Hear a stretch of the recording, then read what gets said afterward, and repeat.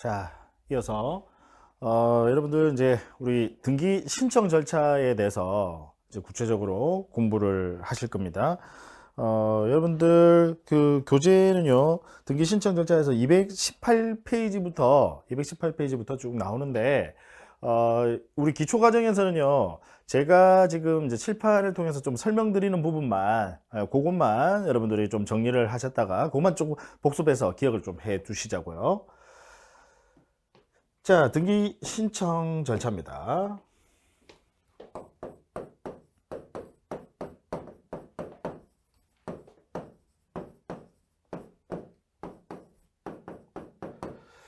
같이 사례를 통해서 한번 개관을 해보죠. 네, 등기 신청 절차. 자, 가령 갑이라는 사람이 자, 이 X라는 부동산의 소유자입니다. 이제 가령 뭐 건물을 하나 이제 신축을 했다라고 가정을 해볼게요. 신축을 했어요. 자, 그러면 갑은 무슨 등기 하셔야 됩니까? 건물을 신축했어요. 그럼 무슨 등기? 소유권 보존 등기.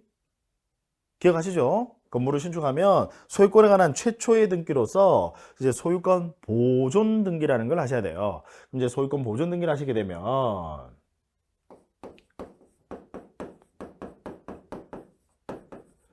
이 소유권 보존 등기는 단독으로 신청을 한다, 그죠?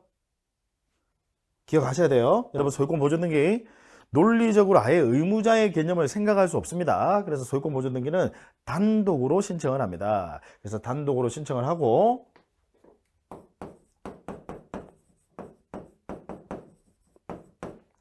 자, 그러면 이제 등기가 끝났어요.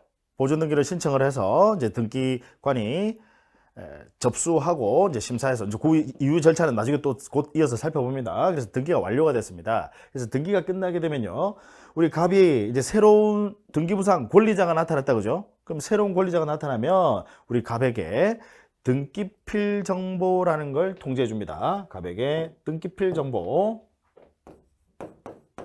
등기가 끝나게 되면 그 등기필 정보를 통지 준다라는 거예요.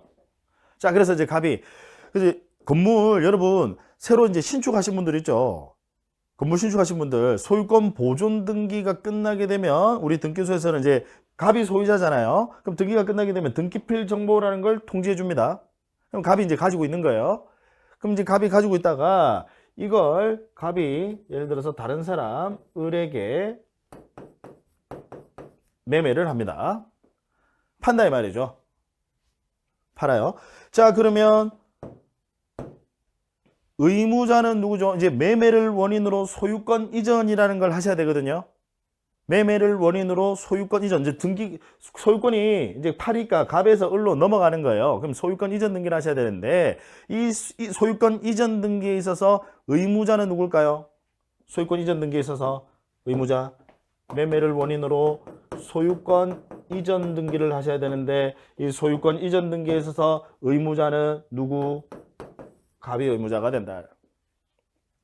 소유권 이전 등기를 하게 되면 그 전에 갑이 소유자였다가 소유권이 을에게 넘어가니까 등기부상 을이 유리하고 갑은 불리하다, 그죠? 항상 유불리 여부는 등기부를 기준으로 판단하는 거예요. 경제상 유불리를 따지는 게 아니라, 만약에 여러분 경제상 유불리를 따진다면 불리한 사람 없죠. 예, 갑은 대금 받잖아요. 매매 대금 받지 않습니까? 불리한 거 없죠. 등기부를 기준으로 유불리 여부를 항상 따지는 겁니다. 등기법에서는 등기부를 기준으로 하는 거예요. 따라서 갑이 의무자가 되고 을이 권리자가 되는 거죠. 그죠? 자, 그러면 여러분 의무자 갑 의무자, 여러분이 등기관이라고 한번 생각을 해보세요. 생면부지에 갑과 을이, 아까 제가 우리 권리가라는 등기는 항상 공동신청이 원칙이라고 했잖아요. 그래서 갑과 을이 공동으로, 의무자 권리자가 공동으로 신청을 하러 왔습니다. 그러면 여러분이 등기관이라면 이 둘 중에서 정말로 이 등기를 신청한, 소유권 이전 등기라는 이 등기를 신청하는 거 맞으세요? 라는 진정성을 확인할 필요가 있는 사람은 누굴까요? 둘 중에서 진정성 누구? 의무자다라는 거예요. 왜? 불이익을 입는 자잖아요. 불이익을 입음에도 불구하고 정말로 이 등기를 하려고, 소유권 이전 등기를 하려고 하는 거 맞으세요? 라는 진정성을 확인할 필요가 있다라는 거죠. 이해하시겠죠? 자, 그러면 따라서 진정성 확인 차원에서 우리 의무자만, 권리자는 진정성 확인할 필요 없어요. 의무자만, 불이익을 입는 당사자 의무자만 진정성 확인 차원에서 등기소에 제공해야 될 게 두 가지가 있습니다. 진정성 확인 차원에서. 첫 번째가 뭐냐? 등기필 정보입니다. 등기필 정보. 즉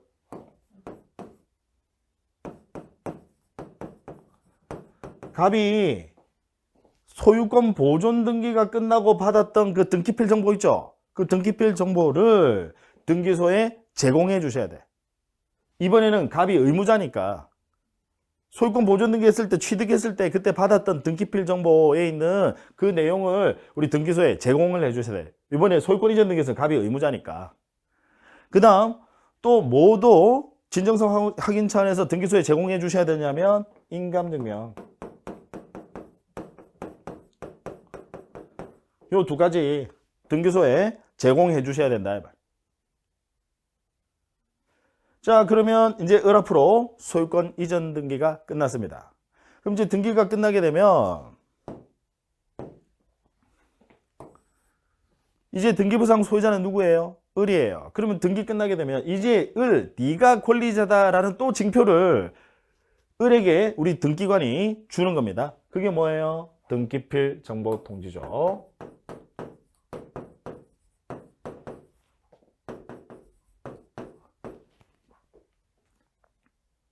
이해하시겠죠? 또 등기필 정보를 또 줘요.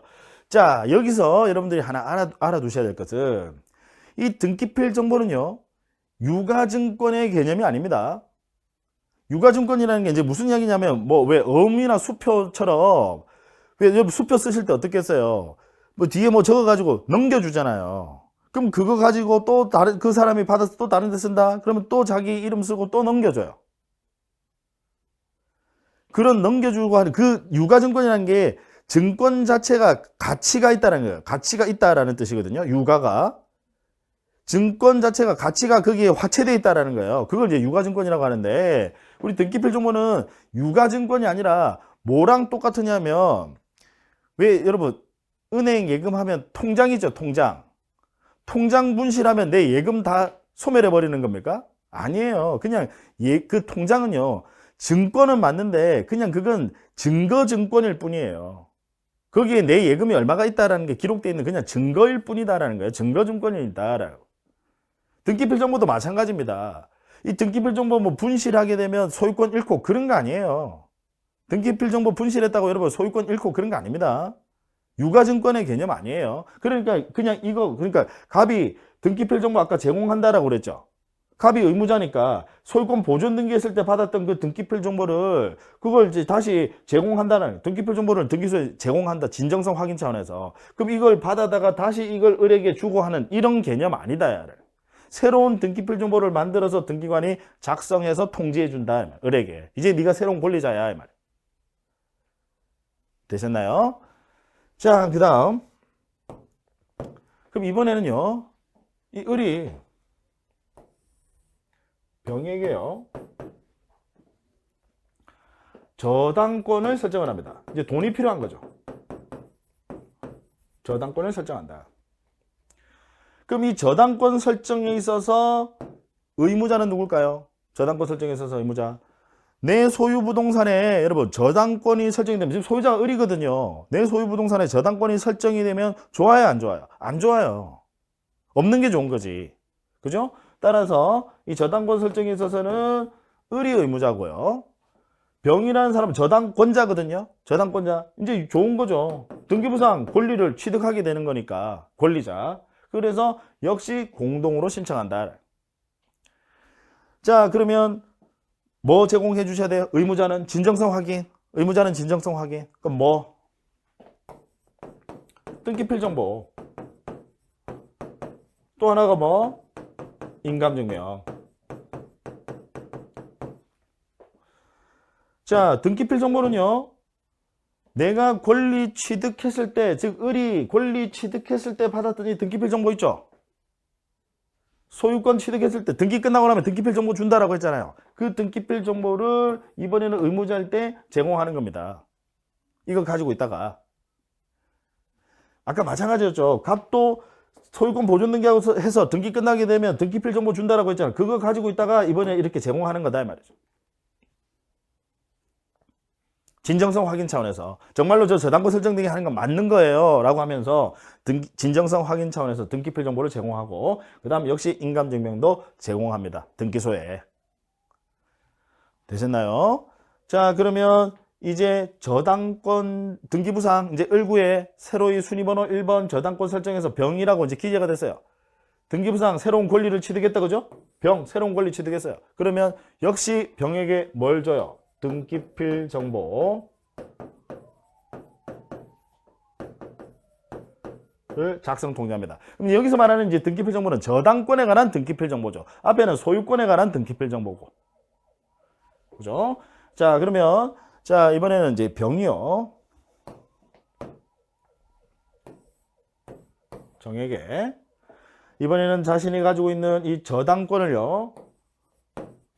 양도합니다. 즉 저당권 이전 등기. 저당권을 병이 이제 정에게 넘겨요. 자, 그러면 저당권 이전에 있어서는 의무자는 누구일까요? 원래 병이 저당권자였거든요. 근데 이 병이 자신의 저당권을 정에게 넘기니까 병은 권리를 잃는 거죠. 등기부상 권리를 잃는 거죠. 이전돼서 정으로 가게 돼 버리니까. 그죠? 의무자. 그다음 정의 권리자. 그래서 둘이서 이제 저당권 이전 등기를 신청하는 겁니다. 등기소에 가서 원래 병이 저당권자였는데 등기관님 이거 저 정에게 넘길 거예요. 저당권. 그래서 저당권 이전 등기 신청을 하시면 됩니다. 그럼 이전 등기 신청에 있어서는 병이 의무자, 그다음 정의 권리자. 자, 그다음 그러면 역시 의무자는 진정성 확인 차원에서 등기필 정보. 그다음 원래는 인감증명 등기소에 제공해야 된다 그죠? 등기필 정보는요. 병이 저당권 설정 등기 끝났을 때 받았던 그 등기필 정보 있죠? 권리 취득했을 때 받았던 그 등기필 정보. 이번에는 자기가 의무자일 때 그거 제공하시면 됩니다. 등기소에. 그 다음 인감증명. 자, 원래는 의무자 인감증명을 등기소에 제공해야 되는데 이 경우에는 인감증명은 저당권 이전 등기에서는 인감증명은 등기소에 제출하지 않습니다. 인감증명은. 왜? 자, 이때는 인감증명 다 등기소에 제공하셔야 돼요. 근데 이때는 인감증명 제공하지 않는다. 자, 이유가 뭐냐면 인감증명은 원칙적으로 소유자가 등기 의무자일 때 등기소에 제공하는 거예요. 원칙적으로 소유자가 의무자일 때, 물론 예외들이 있습니다. 근데 일단 원칙적으로는 소유자가 의무자일 때 인감증명 등기소에 제공하는 겁니다. 자, 그러면 한번 따져보죠. 저당권 이전 등기에 있어서는 병 의무자죠. 저당권 이전 등기에서 의무자는 맞는데 얘가 병이 소유자예요? 아니다 그죠? 그냥 저당권자지 소유자 아니잖아요. 그래서 이때는 인감증명 제출하지 않는다. 이때는 보세요. 갑에서 을로 소유권 이전 등기를 할 때, 소유권 이전 등기 할 때 당시에 소유자 누구예요? 갑이다 이 말이죠. 그럼 소유자가 의무자니까 인감증명 제공한다. 특히 매매의 경우에는 매도용 인감증명 제공하셔야 돼. 그 다음 저당권 설정 등기를 하실 때 역시 을 소유자죠. 소유자이면서 의무자잖아요. 이해하시겠습니까? 저당권 설정 등기를 할 당시에 을이 소유자잖아요. 그죠? 소유자가 저당권 설정에 있어서는 의무자니까 소유자가 의무자일 때니까 인감증명. 자, 근데 이제 병은 소유자 아니거든요. 저당권자거든. 그럼 저당권자가 이걸 정에게 넘긴다. 그럼 얘는 저당권자가 의무자인 거니까 인감증명 제공하지 않는다. 되셨죠? 예. 자, 그 다음. 그러면 이제 저당권 이전 등기가 끝이 났습니다. 저당권 이전 등기가 끝이 나게 되면 이제 정이라는 사람 새로이 저당권자로 등기부에 기재가 됐다, 그죠? 그러면 등기 끝나고 나면 얘한테 뭘 줘야 돼요? 등기필 정보 통지합니다. 되셨나요? 등기필 정보 통지. 새로이 저당권자 등기부상 뭔가 새로운 권리 취득했으니까 그러면 등기 끝나고 나면 이제 네가 권리자다라는 징표로서 이제 등기소에 있는 등기관이 등기필 정보를 작성 통지해 준다 이 말이죠. 자, 그다음 이번에는요. 돈을 갚습니다. 그럼 돈은 지금 누가 누구에게 갚아야 돼요? 잘 보세요. 지금 누가 빌린 거예요? 을이 빌린 거다, 그죠? 을이 최초에 이제 병에게 빌렸잖아요. 그러면 그랬다가 지금 병이 자신의 저당권과 채권을 지금 정에게 양도를 한 거거든. 그럼 돈은 누가 갚아야 돼요? 당연히 을이 갚아야 돼요. 그럼 누구에게 갚아야 돼요? 정에게 갚아야 되겠네요. 저당권과 채권 새로운 양수인이니까 이제 얘가 채권자 권리자거든요. 그러면 당연히 을은 정에게 돈을 갚습니다. 그럼 을은 이제 정에게 돈을 갚으면 이제 저당권 등기는 어떻게 하셔야 돼요? 말소 하셔야 되겠네. 저당권 말소. 그럼 저당권 말소에 있어서는 의무자는 누굴까요? 저당권이 지워지면 누가 안 좋아요? 정이죠. 정. 얘가 지금 새로운 저당권자인데 저당권이 말소되면 정이 안 좋다, 그죠? 따라서 저당권 말소에 있어서는 우리 정이 의무자. 그럼 저당권이 말소되면 누가 좋아요? 을이 좋네요. 내 소유 부동산에 저당권이 말소되니까 을이 좋다, 그죠? 따라서 을이 권리자. 역시 둘이서 공동으로 신청하는 겁니다. 저당권 말소 등기를 공동으로 신청. 자, 그러면 의무자는 진정성 확인 차원에서 의무자는 원래 뭐 등기필 정보 또 인감증명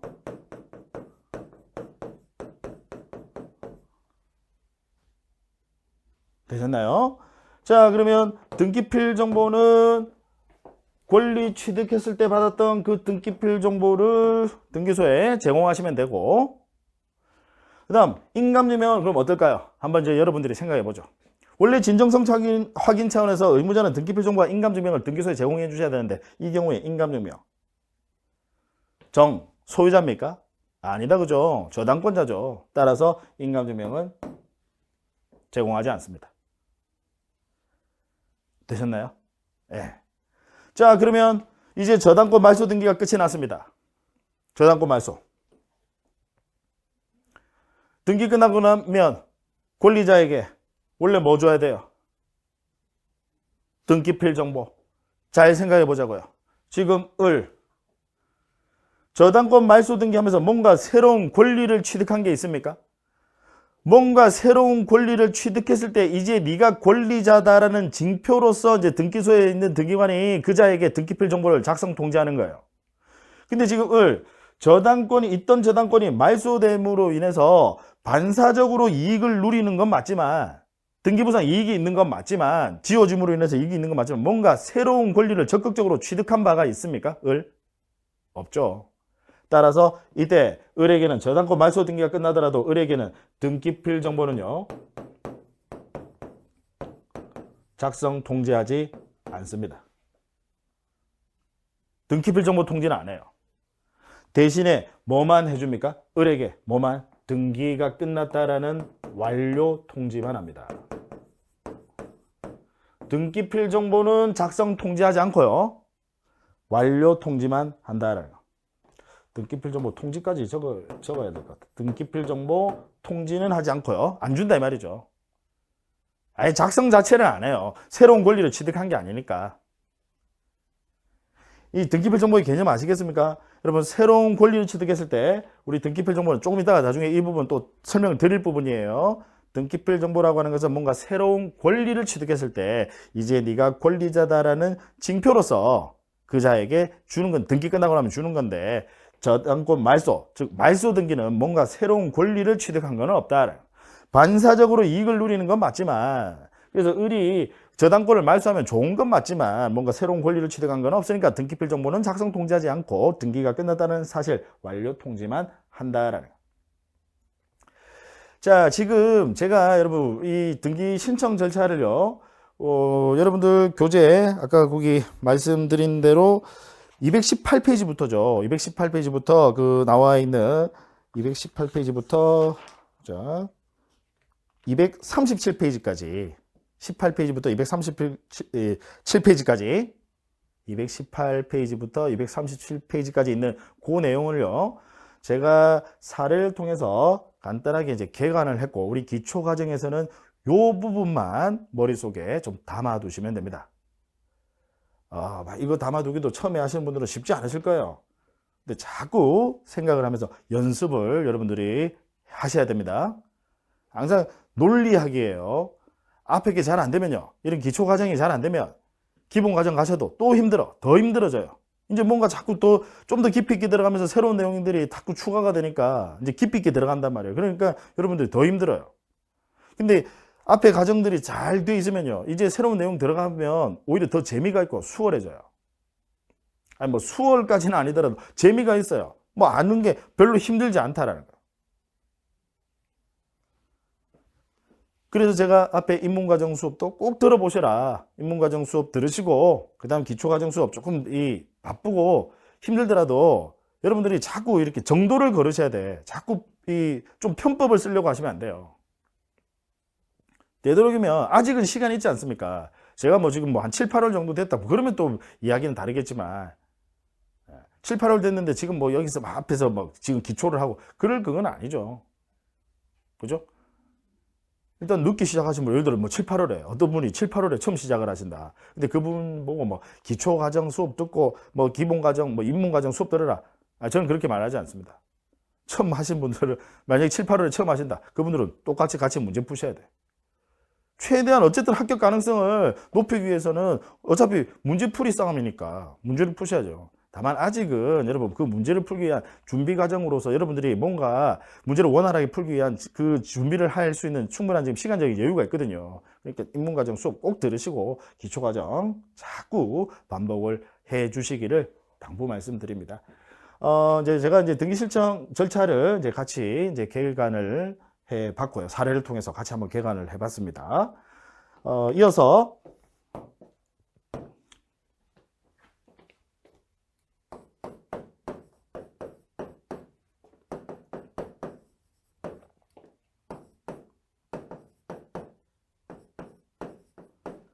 자, 이제 등기 신청 이후에 조치, 즉 등기 신청 이후의 절차입니다. 우리가 이제 등기를 먼저 신청을 합니다. 그래서 신청은 아까 우리 열심히 배웠잖아요. 신청은 공동 신청의 원칙이고 단독 신청에 예외가 있더라. 그래서 그 단독 신청은 뭐 판결을 받은 경우에 단독 신청, 뭐 소유권 보존 등기, 그다음 뭐 등기 명의 표시 변경 경정, 그다음에 부동산 표시 변경 경정, 그다음 수용을 원인으로 하는 이전 등기 이런 것들은 뭐 단독 신청이다. 중요하다라고 강조를 드렸죠. 그다음 뭐 제3자에 의한 등기 신청해서 여러분들 우리 포괄 승계인에 의한 등기 신청. 포괄 승계인에 의한 등기 신청 기억나시죠? 아버지 사망했다라고 하면 아버지가 매매계약을 체결하시고 사망을 했다. 만약에 아버지가 매매계약을 체결하지 않은 상태에서 사망을 하시고 상속인이 매매계약 체결한다. 그러면 상속 등기하시고 다시 매매를 원인으로 이전 등기 하셔야 되는데 아버지, 즉 비상속인이 법률행위를 한 후에 사망을 하셨다라고 하면 바로 포괄 승계인에 의한 등기 신청이 가능하다. 그 다음 또 역시 제3자의 등기 신청에서 나온 게 대위 신청 나오고 대리인에 의한 등기 신청. 이런 것들 여러분들 쭉 공부해 봤고요. 그 다음 등기 신청을 사례를 통해서 한번 그 절차 개관을 한번 해봤습니다. 일단 신청. 그 다음 신청을 하면요. 등기관은 접수를 합니다. 등기 신청은 당연히 누가 하는 거예요? 등기 의무자와 권리자가 공동으로 원칙적으로 공동으로 신청을 하면 그러면 등기관이 접수를 합니다. 그러고는요, 등기를 심사합니다. 심사. 자, 일단 큰 이제 흐름부터 잡자고요. 그 심사를 한 후에 신청이 뭐 별다른 흠결 없이 제대로 잘 돼 있다. 그러면 제대로 잘 돼 있더라라는 거죠. 그럼 기록, 즉 이게 등기 완료입니다. 제대로 잘 돼 있더라. 자, 그런데 신청이 들어왔는데 심사를 해보니까 뭔가 제대로 잘 안 돼 있더라라는 거야. 그럼 그때는 어떻게 하느냐? 좀 바로 잡아주세요 라고 보정 통지를 합니다. 고치라고 바로 잡아주세요 라고 보정 통지를 해요. 누가요? 등기관이 그 신청한 당사자에게 바로 잡아주세요 라고 보정 통지를 합니다. 자, 그럼 보정 통지를 받았는데 바꿔서요. 보정을 했어요. 그러면 이제 역시 등기부에 기록, 즉 이게 완료다라는 거죠. 자, 근데 보정 통지를 받았는데 뚝심이 있더라는 거야. 보정 안 하고 끝까지 버티더라는 거야. 그럼 이때는 등기관은 등기를 각하시킵니다. 불수리 결정 안 받아준다 말이죠. 충분히 흐름은 이해하시겠죠? 신청하고 접수, 그 다음 이제 심사를 하는데, 자, 이제 여기서 이제 심사에 관해서요, 심사에 관한 내용으로 이제 뭐가 나오느냐면 각하사유가 나오는 거예요. 각하사유. 이 각하사유가 우리 등기법 29조 1호부터 총 11호까지 11가지의 각하사유가 있습니다. 그 각하사유가 있는지를 심사한다 이 말이에요. 근데 29조 1호부터 11호까지가 있는데 이걸 두 가지로 구분을 합니다. 29조 1호 2호와 29조 3호부터 11호까지 두 가지로 구분을 합니다. 구분하는 데는 역시 그 이유, 실익이 있다라는 거예요. 왜 이렇게 두 가지로 구분을 하느냐? 아까 29조 1호가 뭐였었죠? 29조 1호, 2호만 제가 알아두시라고 했습니다. 29조 1호가 관할위반. 관할위반. 그 다음 29조 2호가 뭐였었죠? 사건이 등기할 것이 아닌 때. 앞에 우리 직권말소에서 했었습니다. 29조 1호가 관할위반, 29조 2호가 사건이 등기할 것이 아닌 때. 자, 여기에 해당하게 되면요. 설령 등기관이 등기를 수리했다 하더라도 29조 1호부터 11호가 전부 다 각하사유예요. 그러니까 여기에 해당되면 등기관은 각하사유가 있으면 보정통지하셔야 됩니다. 뭔가 고치라고 보정통지를 하셔야 돼. 이 각하사유가 있으면. 없으면 바로 수리하고 바로 기록해버립니다. 이해되시죠? 자, 근데 1호부터 11호가 전부 다 각하사유인데 등기관이 실수로 간과하고 수리했을 때 그 효과가 달라요. 그래서 두 가지로 구분하는 겁니다. 29조 1호, 2호에 해당하게 되면 어떻게? 절대적 무효. 29조 1호, 2호에 해당하면 설령 등기되었다 하더라도 아예 애시당초 각하사유니까 보정통지 하셔야 되는데 만약에 간과하고 수리했다 하더라도 절대적 무효. 그 다음 3호에서 11호에 해당하게 되면 3호부터 11호는 굳이 외우실 필요 없어요. 그냥 이런 각하사유가 있더라는 거 정도만 하시면 됩니다. 물론 기본 과정 가서 그거 한번 그냥 간단하게 스킵해 보시면 되고요. 1호, 2호는 꼭 알아두셔야 됩니다. 29조 1호는 관할위반, 29조 2호는 사건이 등기할 것이 아닌 때. 그 다음 3호에서 11호에 해당하게 되면 등기관이 간과하고 실수로 등기를 수리했을 때 효과가요. 실체관계에 부합하면 유효한 등기로 봅니다. 이 점에서 엄청난 차이가 있다를. 자, 따라서 29조 1호 2호에 해당하게 되면 간과하고 수리했을 때 등기관은 어떻게 하느냐? 직권으로 말소를 시킵니다. 절대적 무효니까. 그래서 아까 직권말소에 관할위반 및 사건이 등기할 것이 아닌 때 해당하면 직권말소. 근데 29조 3호에서 11호에 해당하게 되면 애시당초 보정 통지를 하셔야 되는데 이 잘못된 거 바로 잡으라라고 보정 통지하셔야 되고 그래도 보정하지 않으면 각하시키셔야 되는데 실수로 받아줬을 때 실체관계 그냥 부합하면 유효한 등기로 취급을 합니다. 그래서 더 이상은 직권으로 말소할 수는 없다라는 거. 이 점에서 차이가 난다. 중요한 부분이에요. 우리 등기에 있어서 아주 기본적인 내용이고 중요한 부분입니다. 반드시. 자, 그래서 이제 심사는요, 이제 각하 사유를 검토를 하는 겁니다. 각하 사유. 자, 그 다음. 그러면 이제 보정 통지. 뭔가 잘못된 게 있을 때는 이제 보정 통지를 하고요. 예, 보정 통지를 하고, 보정을 했을 때는 이제 기록 완료. 그 다음에 보정하지 않으면 각하 결정을 내립니다.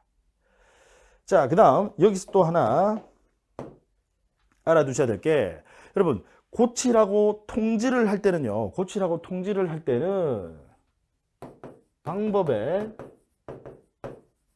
제한이 없다라는 거. 즉 무슨 이야기냐, 아까 우리 신청은요, 이 신청은 등기소에 가서 방문해서 신청할 수도 있고 전자 신청할 수도 있습니다. 그럼 보정 통지는요, 무슨 이야기, 예를 들어 방문 신청이라는 게 뭐냐면 서면을 작성해서 등기소에 들고 가는 거예요. 그럼 결국 다른 말로 서면 신청입니다.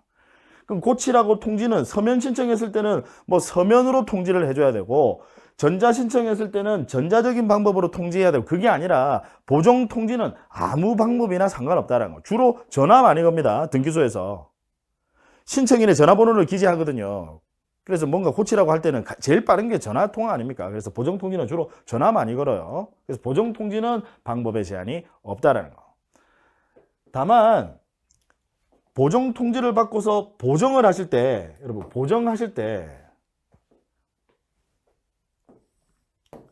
보정 통지를 받고서 여러분 보정하실 때는요, 이때는 방문 신청하신 분은 보정도 역시 방문, 즉 서면으로 서면 작성해서 방문 들고 가셔야 된단 말이에요.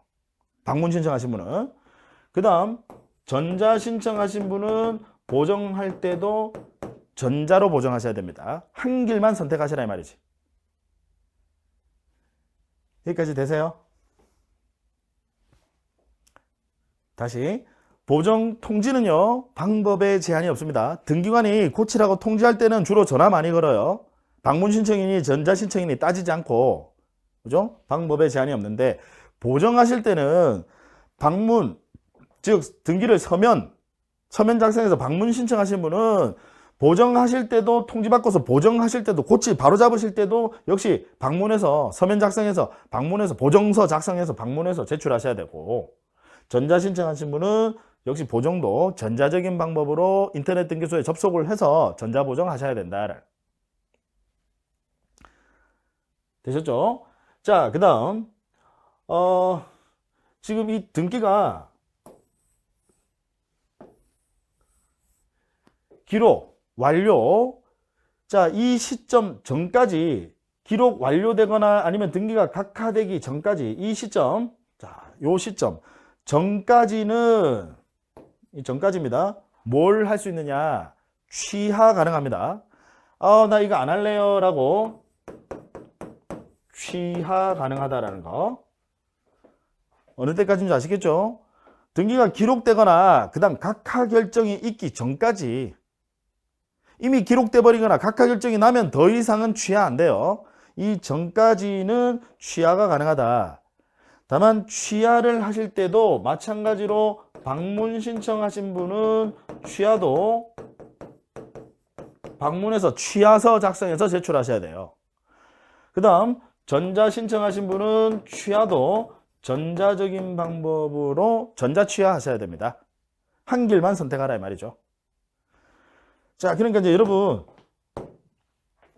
보정 통지만 얘만 방법에 제한이 없더라라는 거, 뭐 그렇게까지 중요한 건 아닌데, 이만 특이하니까 여러분들이 뭐 시험에 이게 그렇게 자주 출제되고 그렇지는 않아요. 제가 별표를 했는데 그 별표의 의미를 오해하시면 안 됩니다. 이 별표랑 이 별표는 좀 의미가 다릅니다. 얘는 아주 중요하다라는 거고, 얘는 그렇게 중요한 내용은 아닌데 특이하니까 다른 것들은 다 그냥 한 길만 선택하셔야 되는데 이 보정하라고 통지하는 거는 방법에 제한이 없다라는 거. 되셨죠?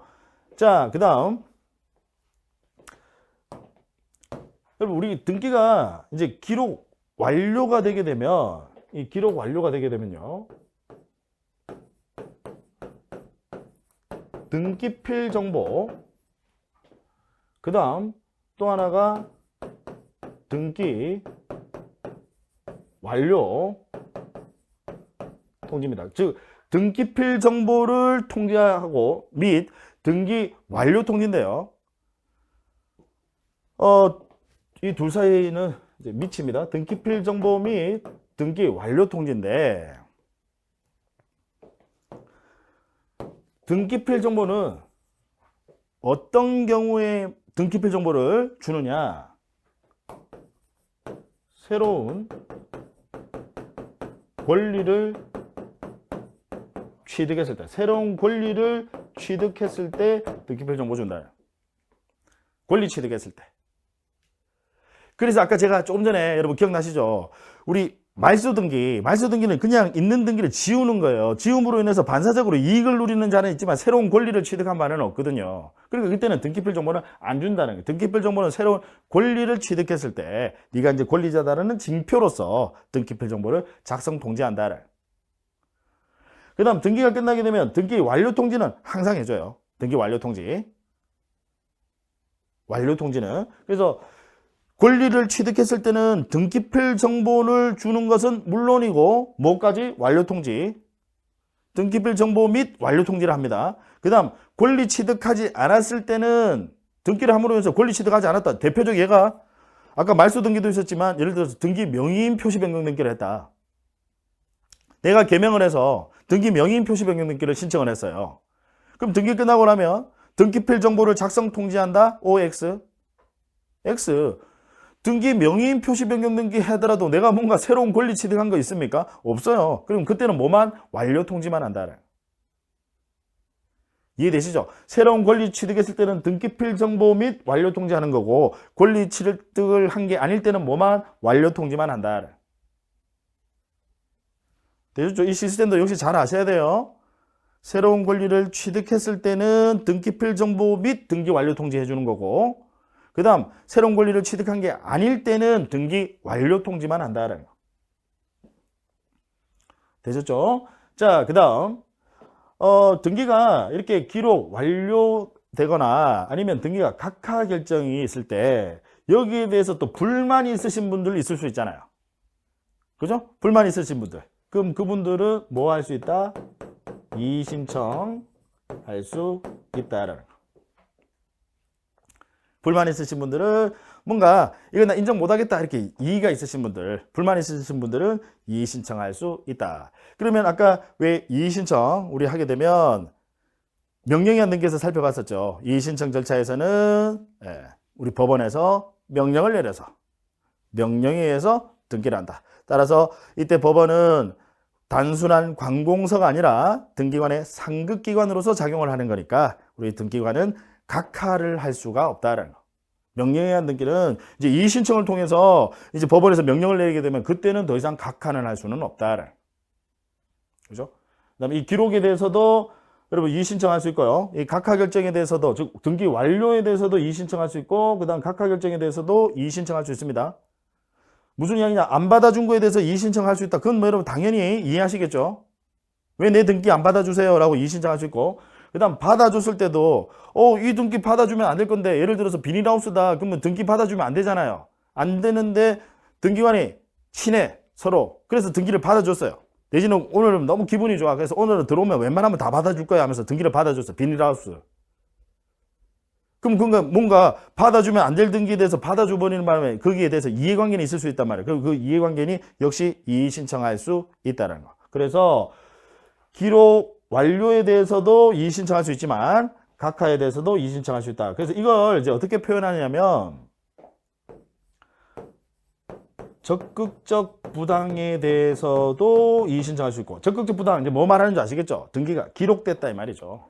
기록된 게 잘못된 거야. 왜 비닐하우스인데 등기를 기록해줘? 라고 잘못된 거야. 라고 이의 신청할 수 있고요.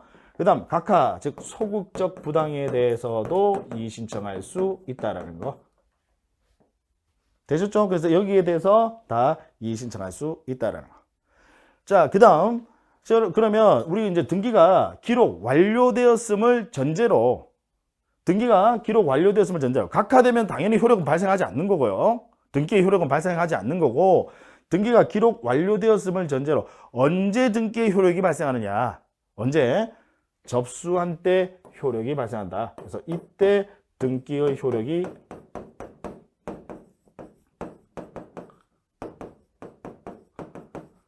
발생한다라는 거.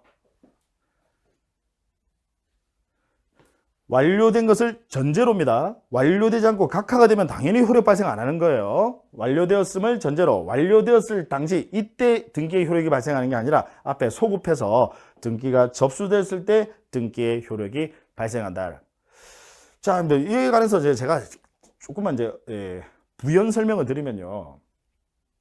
예전에는 법의 규정이 없었어요. 법의 규정이 없어서 무슨 문제가 발생했느냐 하면, 가령 이제 갑이라는 사람이 등기 신청 접수를 먼저 했어요. 그 다음 을이 나중에 신청 접수를 했습니다. 근데 등기관이 을하고 친해. 그래서 을을 먼저 등기부에다 기록을 해준 거예요. 같은 부동산에 대해서. 을을 먼저 받아줘. 접수는 갑이 먼저 했는데 무슨 얘기인지 아시겠죠? 그래서 이제 그게 문제가 됐던 거예요. 그래서 대법원까지 올라갔습니다. 갑은 접수는 내가 먼저 했는데 기록은 을이 먼저가 됐다. 그럼 이 경우에 누가 권리가 우선할 것이냐에 관해서 문제가 됐는데, 우리 대법원은 접수 먼저 한 사람이 우선한다. 즉 접수 시점에 효력이 발생한다라고 대법원이 판단을 내렸습니다. 그러고는 그 당시에 등기법에 그런 규정이 있었다라면 굳이 대법원까지 갈 이유도 없었겠죠. 근데 그 규정이 없어서 이제 대법원까지 가서 판례가 나왔었는데, 현재는 그래서 법에서 아예 명문으로 규정을 두고 있습니다. 등기가 완료된 것을 전제로, 기록 완료된 것을 전제로 언제 효력이 발생한다? 접수한 때 효력이 발생한다라고 법에서 아예 명문 규정을 두고 있습니다. 자, 등기 신청 이후의 조치까지 여러분들 쭉 같이 한번 살펴봤습니다. 지금까지 제가 살펴본 내용이 우리 이제 교재로는요, 그게 몇 페이지까지냐면 거의 뭐 251페이지 거기까지 이제 해당됩니다. 자, 제가 이제 교재를 통해서요, 조금만 여러분들에게 설명을 좀 드리겠습니다. 여러분들은 240페이지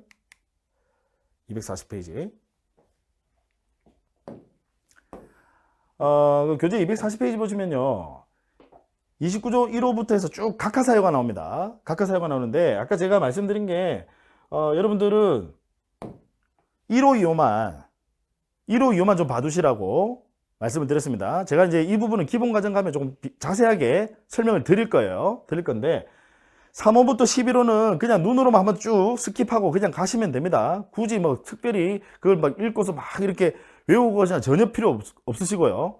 1호, 2호. 그래서 1호가 뭐냐면 등기소 관할 위반입니다. 관할 위반. 그 다음에 2호가 사건이 등기할 것이 아닌 경우인데, 여기 2호에 해당하는 얘들이 거기 기억부터 해서 쭉 나와요. 이 얘들이 아주 중요합니다. 29조 2호 사건이 등기할 것이 아닌 때 해당하는 거. 그래서 등기 능력 없는 물건이나 권리, 비닐하우스, 유치권 생각하시면 돼요. 이런 것들은 설령 등기됐다 하더라도 절대적 무효. 하자가 이제 너무나도 중대하다 이 말이죠. 29조 1호 2호는 하자가 너무나도 중대하니까 설령 등기되었다 하더라도 절대적 무효, 직권 말소. 근데 3호부터 11호는 하자가 있긴 하지만, 그래서 각하 사유는 맞지만 등기관이 간과하고 수리를 하게 되면 하자가 그렇게 중대한 건 아니니까 수리가 돼버리게 되면 실제관계에 부합하면 유효한 등기로 본다. 즉 하자가 치유될 수 있다, 이런 의미입니다. 하자가 그렇게 중대한 것은 아니니까. 그래서 1호 2호, 자 2호 사건이 등기할 것이 아닌 때 아주 하자가 중대하다 말이에요. 유치권, 비닐하우스 이런 것들 절대 등기 못한다. 그 다음 법령의 근거가 없는 특약사항, 등기사항 법정, 이 기본 과정에 가면 제가 자세하게 또 설명드립니다. 일단 중요한 내용이 법령에 근거가 없는 특약사항. 그러면 얘들은 등기사항 법정주의라는 우리 등기법의 대원칙에 위배가 됩니다. 등기사항은 항상 법의 규정이 있는 경우에만 가능하다. 그 다음 구분 건물의 전유 부분과 대지 사용권은 분리해서 처분할 수가 없다라는 거. 그럼 아파트 철거하셔야 되니까. 네. 강행 규정입니다. 우리 집합건물법의 강행 규정. 그 다음 농지에 대해서 전세권을 설정하지 못한다는 대한민국 헌법에도 규정이 나와요. 이게 소작제도 금지 때문에 농지에 대해서는 절대로 전세권을 설정할 수 없다라고 대한민국 헌법, 뭐 민법에도 나오고요. 헌법에도 나오고 뭐 농지법에도 나오고 각종 법에 다 나옵니다. 그래서 설령 등기됐다 하더라도 절대적 무효, 하자가 아주 중대하다는 거죠. 그 다음 저당권은 피담보채권과 민법에 보시면 절대로 분리 양도 안 됩니다. 부종성, 수반성, 민법의 대원칙이죠. 그 다음 요 두 가지는 일물일권주의네요. 일부 지분에 대해서 우리 앞에서 배운 겁니다. 일부 지분에 대해서 소유권 보존 등기, 지분만 보존 등기는 일물일권주의 때문에 안 된다. 중요합니다. 그 다음 공동상속인 중 일부가 자신의 지분만 상속 등기, 역시 일물일권주의 때문에 안 된다라는 거. 비읍 시옷은 일물일권주의에 관한 거네요. 그 다음 이응 오늘 배운 거네요. 관공서 법은 촉탁으로 실행돼야 될 게, 즉 공권력 행사 주체인 경우에는 반드시 촉탁으로 돼야 된다. 그래서 이때는 신청 안 된다는 거. 촉탁으로 실행돼야 할 등기 뭐 말하는 줄 아시겠죠? 공권력 행사 주체다 이 말이죠. 반드시 촉탁으로 이루어져야 된다. 그래서 이때는 신청을 하게 되면 각하사유는 물론이고 설령 등기되었다 하더라도 절대적 무효다. 그래서 가압류 등기 절대로 신청 못한다 이 말이죠. 설령 등기했다 하더라도 직권 말소. 그 다음 이미 보존 등기된 부동산에 대해서 다시 보존 등기를 한다. 1부동산 1등기 기록주의라는 우리 부동산 등기법의 대원칙에. 왜? 보존 등기를 또 하게 되면 등기부가 두 개가 만들어지니까 1부동산 1등기 기록주의라는 대원칙에 역시 위배가 된다라고. 그래서 지역까지 여러분들 잘 좀 체크해 두시기 바랍니다. 자, 오늘 여러분들 아주 또 장시간 고생 많으셨습니다. 일단 여기까지 하도록 하고 이제 다음 시간에 우리 등기법을 또 기초과정 마무리를 하도록 할 겁니다. 자, 고생 많으셨고요. 꼭 복습 부탁드리겠습니다.